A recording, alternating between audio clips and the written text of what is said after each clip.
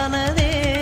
காதல் என்ற மந்திரத்தின் மாயம் என்ன, கல்லும் முள்ளும் இப்போது பூவானதே.